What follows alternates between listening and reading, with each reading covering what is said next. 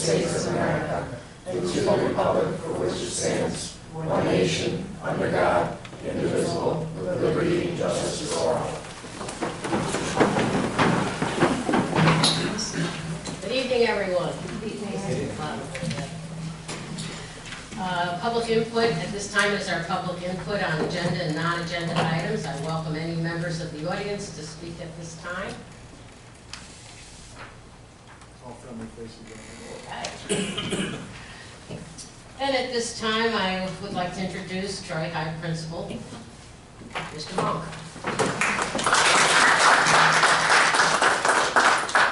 Thank you very much for that. Good evening. Thank you to District Office. Thank you to the board. 9 days in, it's been a very 7 school days and 9 actual days. It's been intense, to say the least, but it's also been incredible.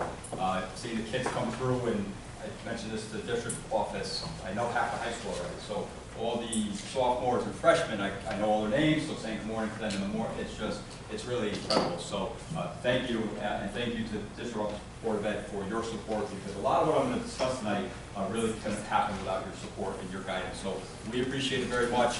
A lot of this, being in the district for 10 years and still helping out the high school with certain things and being in the middle school, a lot of it was very familiar, but it was also a lot of things as I got settled. Did you hear about so-and-so? Do you know about so-and-so? And a lot of really great things that we're going to highlight tonight. I kind of did my walkthrough and I talked for like 55 minutes, so I'm going to try to slash that in half. Mr. Flowers has an appointment. But my staple is at the We're looking for a third. Yes, all right, so Your staple's correct? it is, my staple is correct. I haven't known to raise that thing, It just, the screen just disappeared. I am completely kidding. Stop me if I do talk too fast, as I am a fast talker. Don't be afraid to stop me. But before I begin, my administrative team, I've known these guys for a while, but I've watched firsthand what they've done for 7 school days, and it is incredible. And I wasn't far from that, obviously, as an AP this year and in the last 3 years, but these guys work their tails off from the minute they get there to the minute they leave, and then some afterward. And it's not just diffusing situations or handling situations. A lot of it's just simply kids that are needy for whatever reason, or look to them for guidance, or look to them for mentorship, or look to them for support. Something as simple as eating in their offices for lunch. So Mr. Meikle, who is currently at the hospital with his baby born number 2, so he couldn't join us. That's why he's not here. Brody Thomas Meikle. He was born healthy yesterday. Mr. Stack, Mr. Kazari, and Mr. Hurley. They deserve a lot of credit for what they do day in and day out. So a lot of what you're going to see here is as a result of a lot of their hard work. Our board goals, when we look at these, I start with these because really goals 2 through 5 they encompass the work that we do day in and day out at the high school. If we are intentional and we are explicit and we are systematic about improving student engagement, improving our student attendance, and increasing all of our opportunities and making sure we're reaching those outcomes for all of our students, they are going to directly have an impact on goal number 3, improving our graduation rate. And that is the forefront of the day-to-day work that we do. Our vision. So obviously this was adopted prior to me getting there. However, this is going to stay. This is something that every day we are focused on making sure that all students, all is capitalized and underlined, because we want to ensure that we are providing opportunities for every one of our students that walk through the door, achieve success, and are supported so that they can reach their full potential. So this will remain, and you will see a lot of that in the coming slides. Our commitments, so commitment number 1, reducing our chronically absent students. I know that's a goal on the board, but it's also across the district in every building. I think Ms. Brown said a few board meetings ago, if the students, something to the effect that the students have to be here in order for them to learn. So, and that couldn't be more true. So that will remain our number 1 commitment, and focusing on ensuring that we have a safe environment for all students. Commitment number 2, we're actually really excited about this, really bridging, and that's something you'll also see in the coming slide, bridging the gap between both our community and the organizations that serve our community, ensuring that we're providing opportunities for our students to make those connections. Some of you may know Kevin Pryor. He is KP. He's the Director of Diversity and Equity for the city for the first time, and he's been coming to our lunch periods, and he has been bringing outside community members and just simply some conversations with students. The other day they were playing chess, and they simply want to just offer mentorship and support and just an outlet for students to make connections with people in their own community. So that's been off to a great start. We're really excited at what's to come for that. Our equity goal, this is something that was adopted a few years ago, and it's going in the right direction. It started with 5 students, and it's increasing to more and more students each year. The 2 pieces to increasing racially diverse students in those upper level honors courses, it's a twofold process. Right now, in the last few months, when we do the recommendation process to place those students into next year's courses, that's at the forefront of having conversations with our curriculum leaders, our teachers, and making sure we're placing students appropriately, but then also making sure we're providing them support so that they can reach their full potential. And the equity labs and the strategies for success have been a great support for those students. So we are continuing to increase that, which is really great. So this slide is just an overview of just alternative supports that we're providing Troy High School students. So outside of the classroom opportunities, some of the supports are within the school day, some of them are after school. So our student support team meets every single week, reviewing the data and then talking about just different strategies inside the box, outside of the box to provide our students with both attendance support and academic support. The enrichment courses are built into the master's schedule, but again, it's just additional support for students.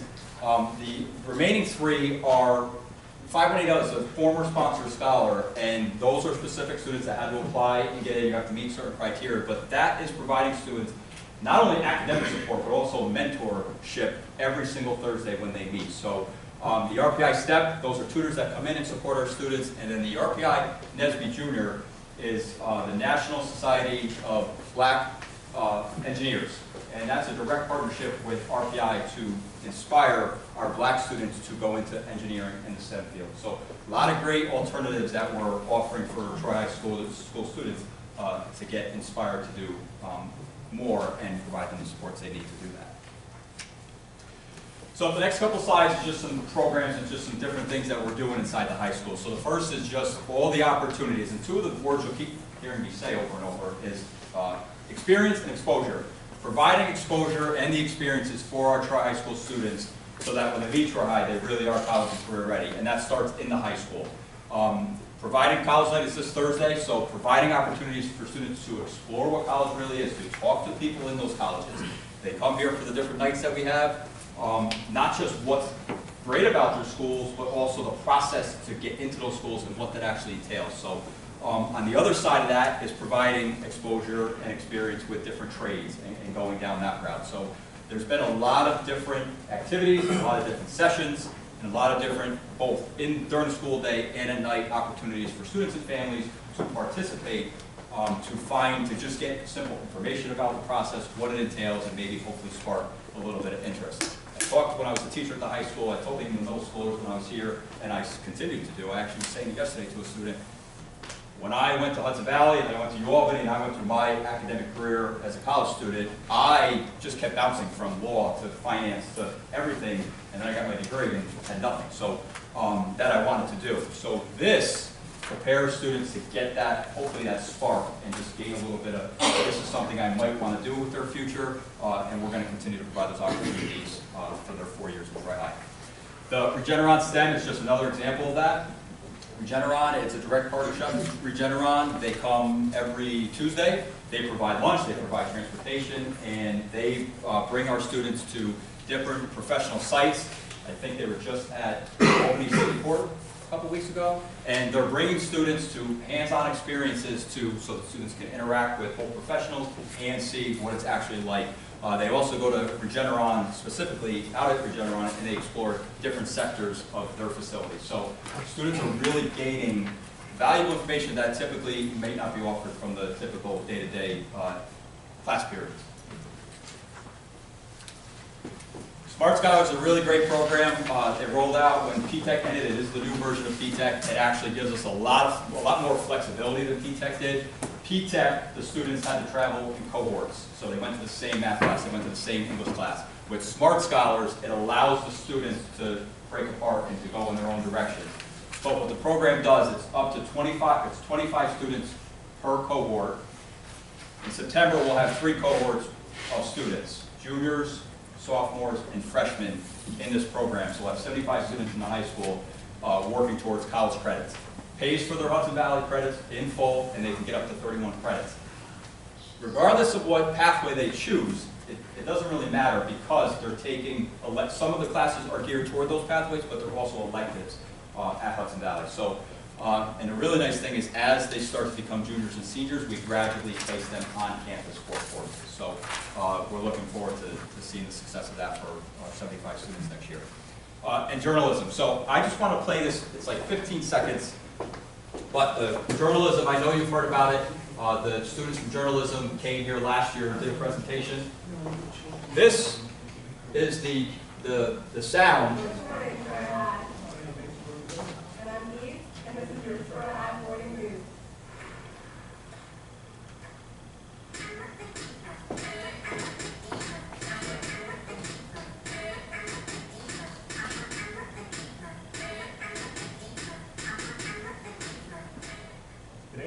So I just wanted to play the introduction because that is the sound that they play every morning, every Friday morning. I don't know how to get that back.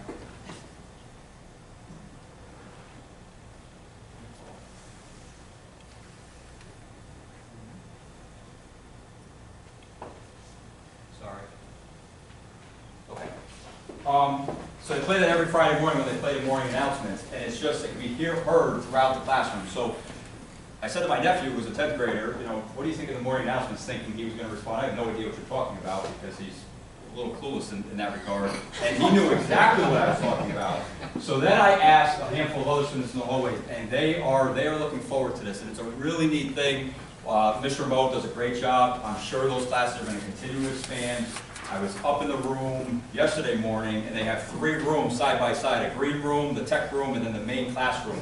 And the kids are just going, and they all know what to do, and it's just really, really neat. Because again, just another hands-on experience that our kids are getting with real-life, practical career, potentially a career. So it's a really neat thing, and it's building a nice culture of inclusiveness in our building. The kids really look forward to that. Josh, I actually send that Friday to the board. Oh, you could have stopped me. That's right. I started doing it, I don't know, maybe 6 weeks ago, so they get it every Friday. So you've heard the interviews, and you've heard the students and faculty, and it's just a really neat thing. So we're really excited about that, and hopefully to expand that as the years go on. It's a really neat thing. All right, so the data. So I'm not going to talk about Regents exams too much, but I did want to put it up here because it is important. The thing to keep in mind when you're looking at the percents, because when you look at last year's June of 2023, all those numbers look a little bit lower, especially lower than June of 2019, prior to COVID. If you remember last year when Mr. Mariano did this, the June 2022, he had several columns because at that time and with 2023, the 50 to 64 grade was still accepted for taking the exam, so it would count as a special appeal. But that's not really real because that doesn't exist anymore. So these are our percents. Really the new baseline will be this school year with what we have for 2024. But it is important because some of the numbers are close, but some of them are not so close, and we obviously are not okay with those numbers, and we want to work back to what we were doing prior to COVID and then some. So we will continue that work with our departments and into next school year. Which obviously have a correlation and an impact on our graduation rate. So here's 3 years prior to COVID, the COVID year, and then 3 years after, and you see our last year, June 2023, is 85%. A good number, but obviously not what we want. We want to continue to work and strive for obviously above 90%. That's the work we will continue to do. We took a 3% drop, but I don't know if anybody saw it. Earlier this month, there was a Times Union article, and in the Times Union article, it talked about how across the state, everyone took a hit. And a lot of school districts around us took a 4 or 5% dip. We took a 3% dip. So that's something that we kind of got to regroup, and we'll focus on getting back to getting that back up. They were expecting it. They were expecting it because these kids, these 2023 graduates, entered Troy High School, or any high school, and their freshman year was shut down in March. And then not only was it shut down, their sophomore year, they could have sat at home, they might have been remote, they might have come in hybrid. They didn't truly get a freshman and sophomore full experience.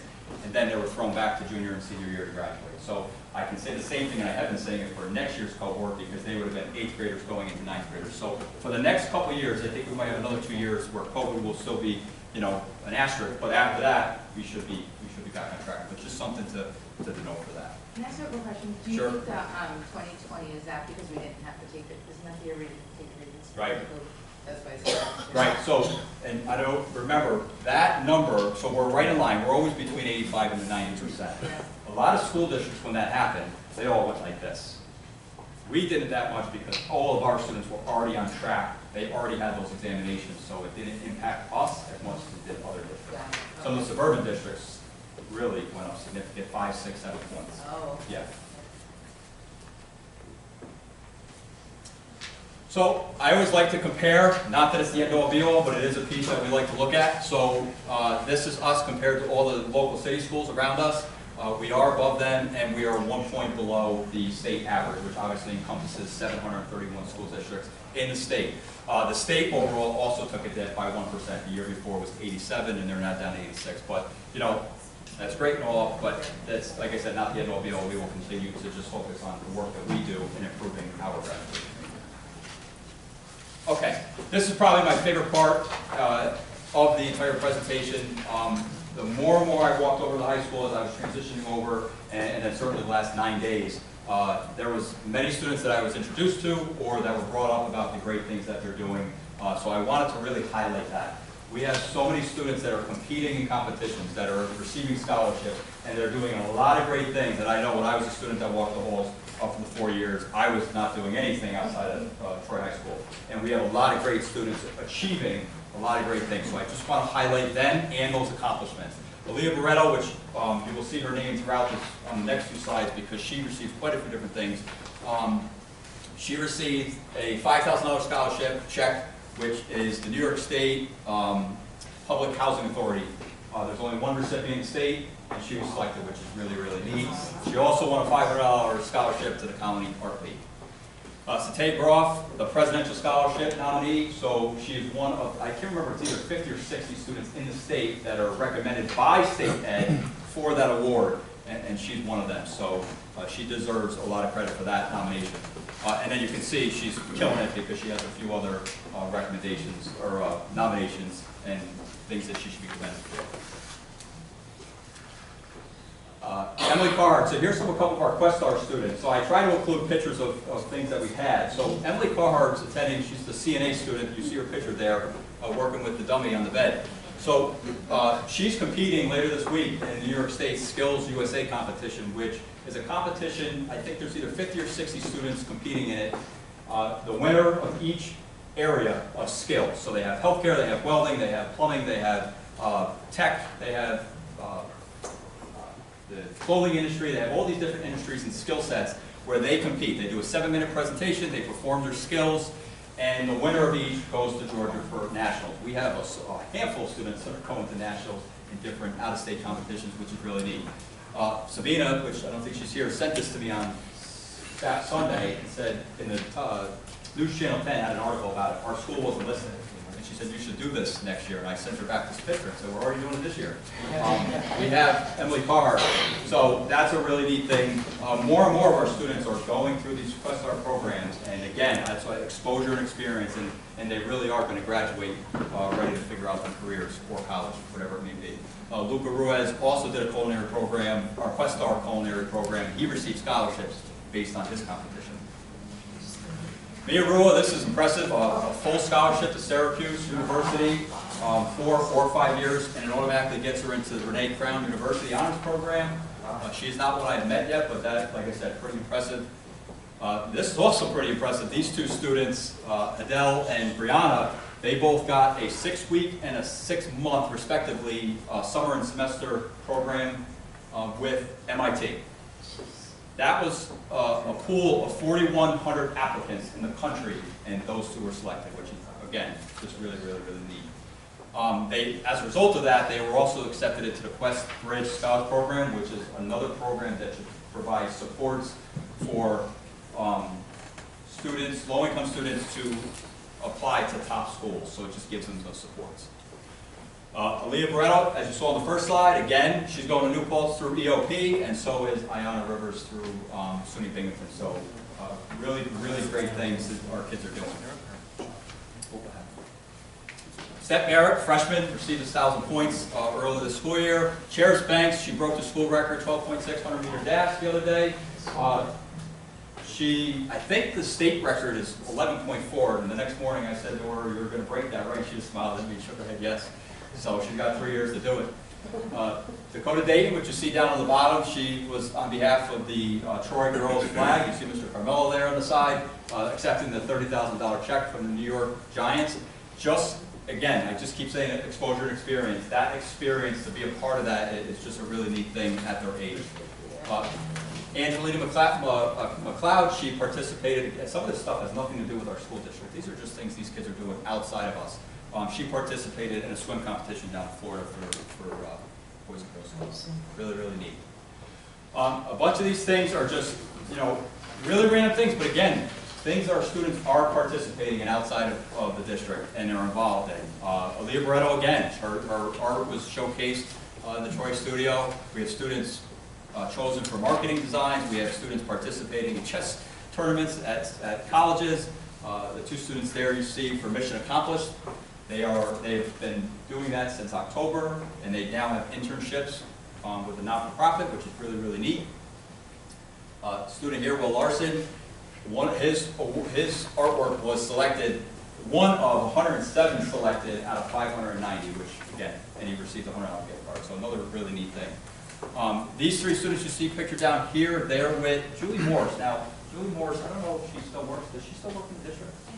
She's a school 18 music teacher. So she's a part of this professional CDWE, Capital District Wind Ensemble performance. She's there pictured with them. She was their school 18 music teacher. They got to perform with her last weekend at Schenectady Community College, which is really, really neat for them. Those 2 students were nominated for Multicultural High School Awards. The next 2 students for the Hugh O'Brien Youth Leadership Award. And then the last 2 students you see here, Joe and Jack, participated in the Junior Achievement of Northeast New York. It's called the JA Titan CEO competition. And it allows them to act like CEOs and partake in decision making that really just affects their company. And they placed 3rd out of 100 students, and that qualified them for nationals. So again, I just keep saying it's really, really, really neat stuff that our kids are doing. And lastly, but certainly not least, our Masterminds team, they went undefeated at a tournament earlier this year. They're not pictured there, that's the bottom. They qualify for nationals, and I think it's later next month. And Demetrios, who's a sophomore, is the top scorer in the state currently. So that team's off is absolutely killing it. And then the picture on the right is the Siena College contest for our students, pictured with Dr. Var, who's a math teacher at the high school. They performed last week at Siena. They didn't perform as well as they liked, but they all had fun. Last year when this team went, they were 2nd out of 50 teams. So again, just really, really, really great things for our kids. All right, I'd like to just kind of wrap up with kind of going into the future, where we're heading with the future for high school. So the tech wing, soon to be built up tech wing, is just a really great opportunity. I won't go through the details because I know that's already been presented, but this is giving students an opportunity and an experience in our own building, a state-of-the-art facility that it's going to be to just get them involved with trades. A student might be questioning, is academic for me, going the college route or maybe the trades route. This is going to give them all that exposure and experience in the 4 years at the Intro High, so we're really excited about that. And then lastly, just as to kind of the theme of tonight, just bridging our community partnerships and exposing students to all the opportunities that really are at their fingertips. And we probably didn't even touch on quite a bit of it. Continue to offer a rigorous academic program while increasing options for and opportunities for all of our students, and develop partnerships and relationships to expose students to their options, provide experience, and build a networking platform to truly graduate students college and career ready. So we're really, really, really excited about where we're heading with all of this. And that's it. Thank you very much. Any questions?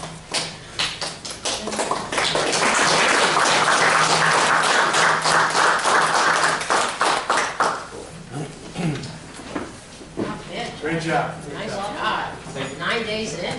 Can't wait for next year.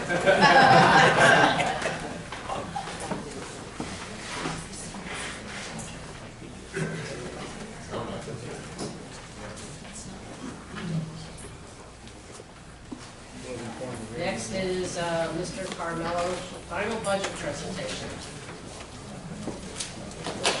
Oh, we'll reserve our. Great job, guys. Yeah, this is for Matt. Really good. So I sent you an email really over the weekend. We still held out hope. You remember from last week, we got word that the CPI was not going to go all the way back up to 4.1 from 2.4 in the governor's budget. We got word it was only going to go to 2.8, and it did. I said last time we weren't sure what that was going to translate into actual dollars, that it wasn't linear, it wasn't just proportional. So we had estimated a possible 200,000. Turned out to be worse than that. So our increase from the governor's proposal was only 50,000. Our total increase in foundation aid was only 700,000. So we had a little bit of adjustments. The page from last time said 200,000 for that, and 600 for reserves. So the 200 went down to 50, and the reserves went up to 750, and that, then the other things pretty much stayed the same. So it's really pretty fast tonight. We'll have the hearings, budget hearing, and then we'll have the presentations at all the schools where we'll get back in, starting from the beginning and go through the whole thing, talking about being educationally sound and fiscally responsible. For tonight, we were just trying to wrap up this 3 months of budget development. So there it is. That's this year's current budget is the 131,898,112. Draft 1 was 134,186,729. Remember, the only real change from draft 1 to draft 2 was a reduction in the workers' comp, but an increase in the electrical bill that we were projecting. So that went up a little bit. The final draft is going to be 133,067,785. So to get from here to here was what I just mentioned. It was 50,000 in new revenue from the foundation aid, which was way shorter, way smaller than we wanted. We're going to do 750 in reserves. Remember what I said last time? That's not a sustainable strategy, but it is something that we're able to do now. Mr. Otelli has done a fantastic job of keeping our reserves in a good spot, so it will not crush us at all to do that for 1 year.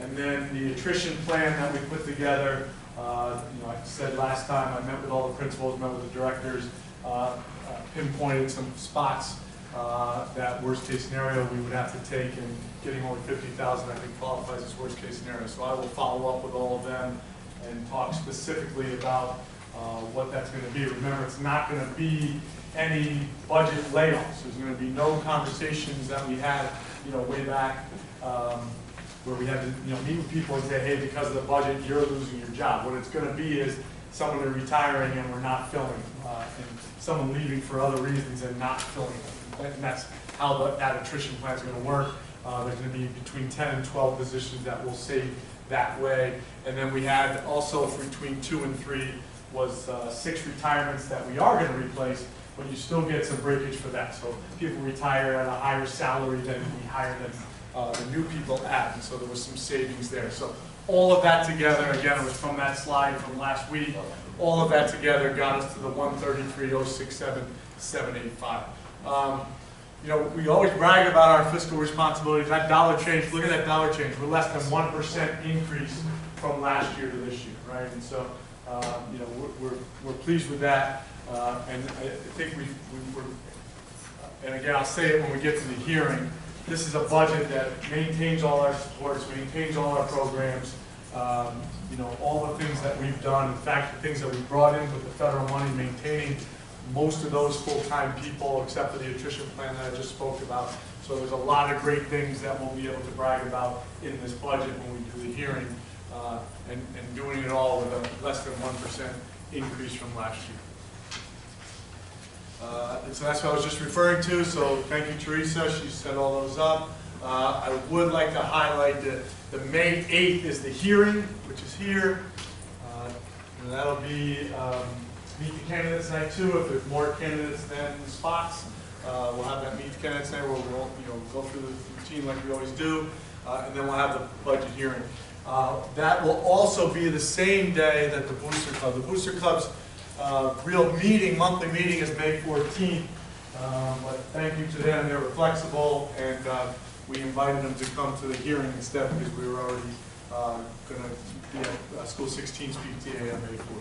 So there are all the dates. For the board, I'll have those in the Friday report as well, just so you have them a second time. And feel free to join me at any or all of those.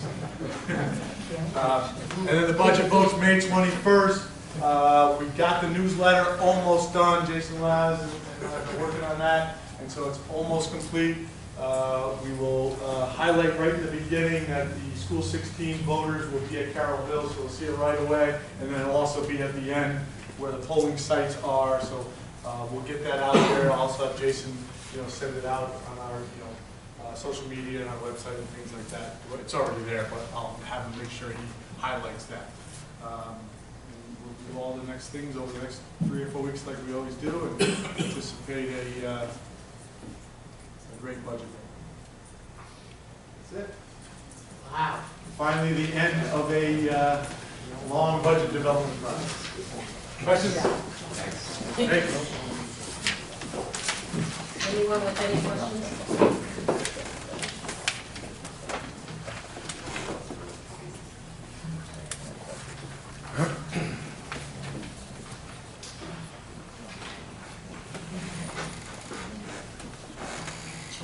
Okay, motion on the floor for approval of Questar Resolutions 1 and 2.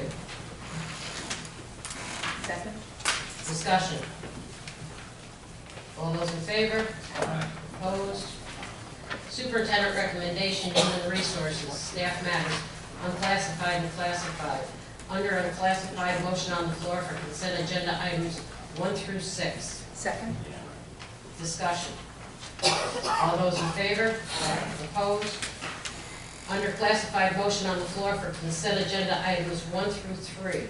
Second? Discussion. All those in favor? Aye. Opposed? Superintendent recommendations, programs, motion on the floor for consent agenda item 1 as listed. Second? Discussion. All those in favor? Aye. Opposed? Superintendent recommendations, business, finance, motion on the floor to approve items 1 through 4. Second? Discussion. All those in favor? Aye. Opposed? Did they say when we would start? We've got to wait for SED to approve the emergency project?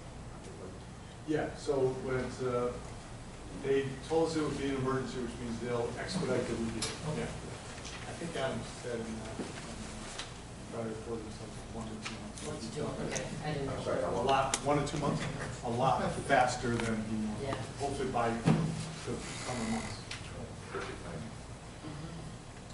Motion on the floor for approval of item 1 as listed. Second? Discussion. All those in favor? Opposed? Motion on the floor for approval of items 1 through 3. Second? Discussion. All those in favor? Opposed? District announcements, future board meetings, all meetings will take place at 6 p.m. here at the middle school. May 8th, meet the candidates and budget hearing. How do we do the meet the candidates first at 6 o'clock and then we go into the meeting? May 22nd, here, we have listed the dates for vote and election dates and budget presentation. Good news. Any questions on any of those? All of us are invited to attend Any and all of the budget hearings. Can't wait. Yeah. Yeah. My favorite part of the year. Good news, last week School 2 partnered with General Electric and Russell Sage College to host an Engage in Engineer event. Families participated in hands-on activities to explore STEM at the elementary level, join a panel discussion with GE engineers, and enjoy some refreshments. Thank you to all our families who joined us for this great event, and thank you to GE and Russell Sage College for the partnership with us. This Friday is Troy Night Out. Several groups of Troy students will perform as part of the Troy City School District Music Department Showcase at the Art Center of the Capital Region. Beginning at 6 p.m., Troy High Orchestra and Choir will perform, followed by the 6th grade Select Choir, and then the middle school Jazz Ensemble.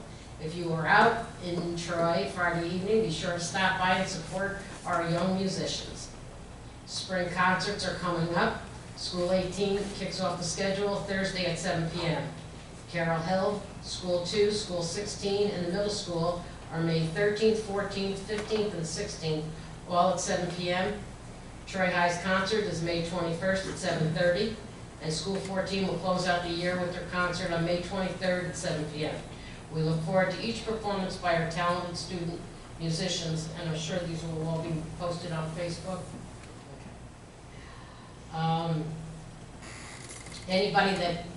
Anybody that sees any of your friends, especially if they go to school 16, which is now school 12, make sure you remind them that they're voting at Carroll Hill. It's kind of like our Brunswick people. So, does anybody have anything? I'm not even gonna, Who raised their hand? Jordan? yeah. That's surprising. Yeah. But just good news wise, this week obviously football is an important one for, personally with the NFL draft coming up to look up to. But one of our own. You think you're going to get drafted still? No, not me. Not me. There was But- a time when we were with Yeah, we were all rooting there. Well, hopefully right now, one of our very own Deb Holmes finally is down at New Haven, and he's been putting real good work and has had good interest, so just asked to pray, whisper, and the best, Oh, but wow. hopefully. Very cool. Awesome. Yeah, that'd be cool. Hey, good. That's really good news. Anybody? King? Yeah, today we had a great event at School 2.